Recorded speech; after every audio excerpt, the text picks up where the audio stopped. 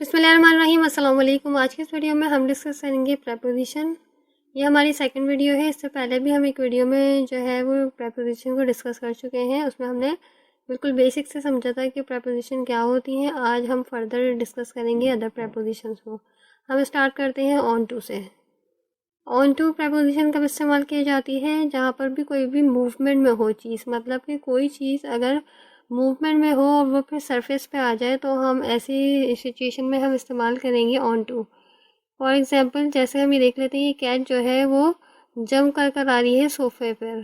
तो हम इसको किस तरह से लिखेंगे इंग्लिश में? इसको हम लिखेंगे the cat jumped on to the sofa. अब यहाँ ऑन टू द क्या क्यों लिखा गया है? क्योंकि कैट जो है पहले कहीं और मौजूद थी, फिर उसने जंप लगा कर आई है और वो फिर सोफ़े पे बैठ गई। अगर ये कैट पहले से ही इस सरफेस पे बैठी हुई होती, यानी कि सोफे पे ऐसी बैठी होती, तो हम यहाँ पर ऑन यूज़ करते हैं। लेकिन अभी ये मूवमेंट में आई है ना, कहीं और से छलांग मार के इस सोफे पे बैठी है, तो हम यहाँ यूज़ करेंगे ऑन टू। इसी तरह कोई भी चीज़ जब मूवमेंट में हो और मूवमेंट में से होने के बाद वो किसी सरफेस पर आकर बैठ जाए, तो वहाँ पर हमेशा से ऑन टू ही यूज़ होता है। अब इसके हम फर्दर एग्जांपल्स को डिस्कस कर लेते हैं ताकि हमें ये कॉन्सेप्ट सही से क्लियर हो जाए। फर्दर एग्जांपल्स हमारी क्या है? Move the books on to the shelf, यानी कि बुक्स को शेल्फ पर रख दो। इसका मकसद क्या है कि बुक कहीं और रखी हुई है, फिर ये कहा जा रहा है कि इन बुक्स को उठाकर शेल्फ पर रख दो। अब देन नेक्स्ट एग्जांपल है he step down from the train on to the platform. वो कहाँ पर उतर गया? ट्रेन से उतर गया प्लेटफॉर्म पर। तो ट्रेन से उसने मूवमेंट की ना, ट्रेन से उतरा प्लेटफॉर्म पर, तो यहाँ पर इसलिए हमने ऑन टू यूज़ किया है। देन नेक्स्ट एग्जांपल है he climbed on to the roof. वो कहाँ पर चढ़ गया? छत पर चढ़ गया। तो यहाँ पर भी चढ़ना है शामिल, यानी कि मूवमेंट है तो है शामिल, तो यहाँ पर हमने ऑन टू यूज़ किया है। आपने ऑन में और ऑन टू में ना कंफ्यूज नहीं होना। ऑन में ये था कि कोई भी चीज़ किसी भी सरफेस पे रखी हुई है तो हम वहाँ पर ऑन यूज़ कर रहे हैं। और ऑन के बहुत से इस्तेमाल थे जो कि हमने इससे पहले वीडियो में डिस्कस किए थे। ऑन जो है बहुत ज़्यादा जगहों पे यूज़ होता है। अब ऑन कब यूज़ होता है? जब कोई भी काम हो गया हो उसके फ़ौरन बाद, मतलब इमीडिएटली आफ्टर डूइंग समथिंग और समथिंग हैपन्स, यानी कि ऐसा कोई काम जो कि हो गया हो उसके बाद कोई काम किया गया हो, तो हम लिखेंगे वहाँ पर अपॉन। फॉर एग्जांपल सारा got married immediately upon passing out the college. अब यहाँ पर दो काम हो रहे हैं। क्या हुआ? सारा जो है वो पास आउट हो गई कॉलेज से और उसके बाद उसने फ़ौरन से क्या कर ली? शादी कर ली। तो हम यहाँ पर क्या लिख रहे हैं? यहाँ पर upon passing out the college, यानी कि सारा ने इमीडिएटली शादी कर ली। कब कर ली? Passing out the college, college से पास आउट होने के फ़ौरन बाद। कोई भी काम हुआ हो उसके फ़ौरन बाद दूसरा काम हो जाए ना, तो हम वहाँ पर अपॉन यूज़ कर लेते हैं। For example upon declaration of her result she rush toward her mother. अब देखें यहाँ पर अपॉन यूज़ किया गया है क्या? रिजल्ट के डिक्लेयर होते ही, यहाँ पर हमने लिखा रिजल्ट के डिक्लेयर होते ही वो कहाँ पर दौड़ी? अपनी मदर की तरफ दौड़ी। तो upon declaration of her result she rush toward her mother. यहाँ पर भी दो काम हो रहे हैं। एक रिजल्ट अनाउंस हो रहा है, यानी कि रिजल्ट आया, रिजल्ट के अनाउंस होते ही इमीडिएटली भागी ना, तो अपॉन डिक्लेरेशन लगाया हमने इधर।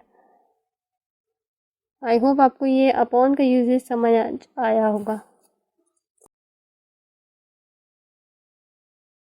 अपॉन का नेक्स्ट यूजेज है कि कोई भी काम जो कि होने वाला हो तो वहाँ पर भी हम अपॉन यूज़ करते हैं। For example Eid is almost upon us, यानी कि ईद का जो त्यौहार है वो आने वाला है। यहाँ पर जो है ना अपॉन का यूज़ होता है। कोई त्यौहार हो, कोई प्रोग्राम हो, कोई इवेंट हो जो कि होने वाला हो, तो वहाँ पर हम यूज़ कर लेते हैं upon. For example our exam will soon be upon us, यानी कि हमारे एग्ज़ाम जो हैं वो होने वाले होंगे। His payment is going to be due upon us, उसकी जो पेमेंट है हम पर ड्यू होने वाली है। ऐसा कोई भी काम हो या फिर त्यौहार, कोई इवेंट, कोई एग्ज़ाम्स जो कि होने वाला हो, वहाँ पर हम अपॉन यूज़ करते हैं। अपॉन का अपॉन का थर्ड यूजेज ये है कि जब हम ऑन का इस्तेमाल फॉर्मल वे में करना चाहते हैं तो हम क्या करते हैं? अब ऑन की जगह अपॉन यूज़ कर लेते हैं। फॉर एग्जांपल, और ये डिपेंड भी करता है किस पर, कि हम कौन सा वर्ब यूज़ कर रहे हैं, मतलब कौन सा वर्ब हमारे सेंटेंस के अंदर है, उस पर भी डिपेंड करता है। तो अक्सर ऐसे verbs for example depend, congratulate, experience, happen और इंसिस्ट, ये जो सारे वर्ब्स हैं ना, इनके साथ जो है वो ऑन यूज़ नहीं होता, अपॉन यूज़ होता है, क्योंकि जब भी फॉर्मल वे में बात की जाए तो हम ऑन की जगह जो है वो अपॉन यूज़ करते हैं। और ये वाले वर्ब जो मैंने यहाँ पर लिखे हैं ना, डिपेंड, कॉन्ग्रेचुलेट, एक्सपीरियंस, हैपेंस और इंसिस्ट, इन वर्ब के साथ जो है वो अपॉन ही यूज़ होता है। अब थोड़ा एग्जाम्पल से उसको डिस्कस कर लेते हैं कि my whole future depended upon upon your decision. अब ये क्या क्या क्या कहा जा रहा है कि हम मेरा पूरा फ्यूचर जो है आपके डिसीजन पर डिपेंड करता है। अब ये बात जो है सेंटेंस से पता चल रहा है ना कि किसको कही जा रही होगी, या तो ये किसी प्रिंसिपल को कही जा रही है या फिर ये किसी बॉस को कही जाएगी। तो यहाँ पर किस तरह से फॉर्मल वे में बात की जाएगी, तो यहाँ पर हम अपॉन यूज़ करेंगे। यहाँ पर हम ऑन यूज़ नहीं करेंगे, ऑन योर डिसीजन यूज़ नहीं करेंगे, हम यहाँ यूज़ करेंगे upon your decision. Next example है, they congratulated him upon his success. अब यहाँ पर भी फॉर्मल वे में बात की जा रही है कि उन्होंने लोगों ने उसे कॉन्ग्रेचुलेट किया उसकी सक्सेस पर। तो यहाँ पर भी हम अपॉन यूज़ करेंगे ऑन की जगह। अपॉन का फोर्थ यूजेज देख लेते हैं कि टू नाउन्स के बीच में जिसमें एक दूसरे नाउन से ज़्यादा इंपॉर्टेंट हो। यानी कि अगर आपके सेंटेंस में दो नाउन्स हैं और उन नाउन्स के बीच में आपने क्या यूज़ करना है, अपॉन यूज़ करना है। लेकिन कब? जब एक नाउन दूसरे नाउन से ज़्यादा इंपॉर्टेंट हो। For example, she has work hard year upon year, उसने मेहनत की साल दर साल, यानी कि उसने पिछले साल से ज़्यादा अगले साल मेहनत की। तो अब यहाँ पर हम क्या यूज़ करेंगे, ईयर अपॉन ईयर, यानी कि उसने साल दर साल मेहनत की। We cross further mile upon mile, यानी कि हम क्रॉस करते गए मील दर मील। तो हमने जो है फर्दर आगे क्रॉस किया और मील दर मील पास करते गए। तो यहाँ पर हम यूज़ कर रहे हैं अपॉन। ये चार यूजेज थे अपॉन के। अब आप जो है वो इन सारी यूजेज को देखिएगा कि किस सिचुएशन में हमने अपॉन को यूज़ किया है, और ये ऑन से बिल्कुल डिफरेंट है। आपने कंपेयर करना है हर प्रेपोजिशन को कि किस सिचुएशन में कौन सा प्रेपोजिशन यूज़ होता है। अब हम नेक्स्ट प्रेपोजिशन को डिस्कस करते हैं। हम डिस्कस कर रहे हैं अब टू को। टू जो है वो यूज़ किया जाता है डायरेक्शन को बताने के लिए, यानी कि कोई भी चीज़ आपकी तरफ आ रही है या फिर कोई भी चीज़ किसी भी तरफ जा रही है तो उसकी डायरेक्शन को बताने के लिए टू यूज़ किया जाता है।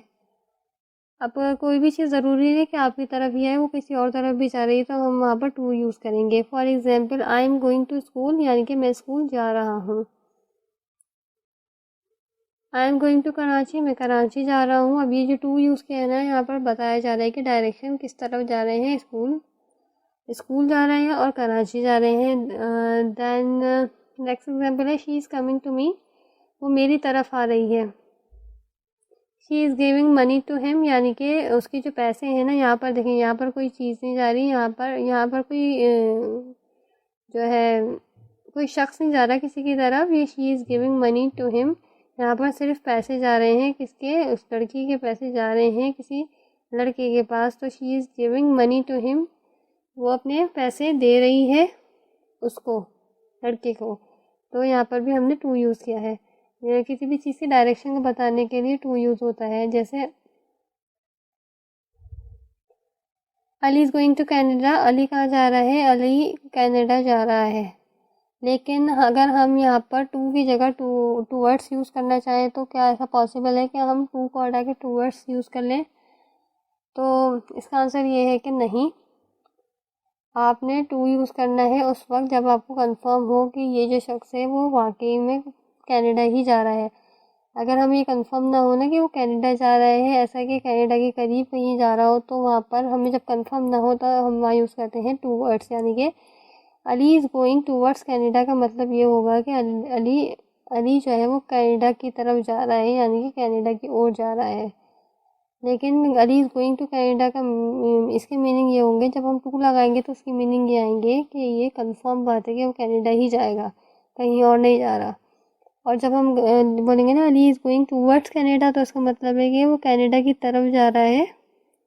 अब ये कंफर्म नहीं है कि बिल्कुल कनाडा ही जाएगा, तो वहाँ पर हम टूवर्ड्स यूज़ करते हैं। तो टू जो है वो डायरेक्शन बताने के लिए यूज़ होता है कि कोई भी चीज़ कहीं भी जा रही हो, आपके पास आ रही हो या फिर कहीं और भी जा रही हो, तो वहाँ डायरेक्शन बताने के लिए टू यूज़ होता है। नेक्स्ट यूसेज है टू का एज ए इन्फिनेटिव। इन्फिनेटिव क्या होते हैं? कोई भी action verb, for example to go, to play, to understand, to say, to talk और टू मीट, ये सारे क्या कहलाते हैं? एक्शन वर्ब कहलाते हैं। और एक्शन वर्ब किसी भी सेंटेंस में आए तो उससे पहले हम यूज़ करते हैं टू। और for example he wants to meet you, वो क्या चाहता है? मिलना चाहता है। तो टू मीट जो है ना, ये क्या बता रहा है? ये बता रहे हैं इस सेंटेंस में कि वो क्या चाहता है? मिलना चाहता है। तो टू मीट क्या बता रहा है? पर्पस बता रहा है। तो टू जो है वो यहाँ पर एक्शन वर्ब से पहले यूज़ होता है। और ये जो हमारा एक्शन वर्ब है वो क्या बताता है? पर्पस बताता है। वी लिव टू अर्न, हम कमाते हैं जिंदा रहने के लिए। तो यहाँ पर भी देखें टू लिव, यहाँ पर हमें कमाने का, जो पैसे कमाने का है वो पर्पस बता रहे हैं कि हम पैसे कमाते हैं ज़िंदा रहने के लिए।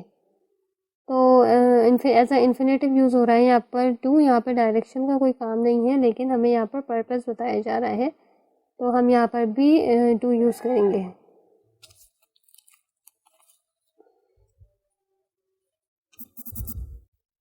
टू का लास्ट यूजेज देख लेते हैं। टू यहाँ कहाँ यूज़ होता है? किसी भी चीज़ की लिमिट को या फिर किसी भी चीज़ के एंडिंग पॉइंट या फिर पीरियड को बताना हो तो वहाँ पर हम टू यूज़ करते हैं।